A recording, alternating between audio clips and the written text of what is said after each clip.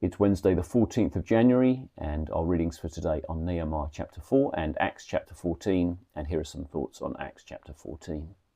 This chapter centres on a significant block of Paul's first missionary journey as he travels through Iconium and Lystra and Derbe. As he travels through these Gentile lands, what we find is that persecution is never far away. Jews who have rejected the good news of Jesus in previous places are hot on Paul's heels and are making his life a misery.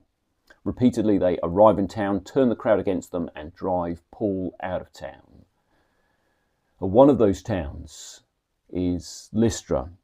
And Paul and Barnabas, when they arrive there, perform a miracle that is a clear echo of the miracle the Lord Jesus works through Peter and John in Acts chapter 3. They heal a man lame from birth. But in Lystra, when that happens, the crowd are amazed and come to the conclusion that Paul and Barnabas are Greek gods come down to earth. Paul and Barnabas are distressed at this suggestion. They tear their clothes to show that they're only human. And they urge the crowd not to sacrifice to them, not to think that they are deity, that they are gods.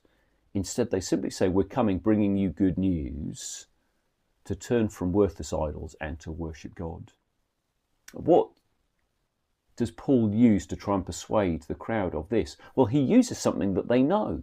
In a similar way that Peter, back in chapter 3, had used something that the Jewish crowd had known, as in the Old Testament scriptures pointing to the Messiah, Jesus, coming. Well, this is a Gentile crowd that doesn't know the Jewish scriptures, so what does Paul point to? He points to the fact that the God of heaven is creator. Listen to how he's described in verses 16 and 17. In the past, God let all nations go their own way, yet he has not left himself without testimony. He has shown kindness by giving you rain from heaven and crops in their seasons. He provides you with plenty of food and fills your hearts with joy. And Paul takes God's goodness in creation and directs the attention of the crowd to consider it, to consider how the God of heaven has shown them grace and mercy and how they ought to pay him their attention, their worship, and they ought to turn from idols to worship him.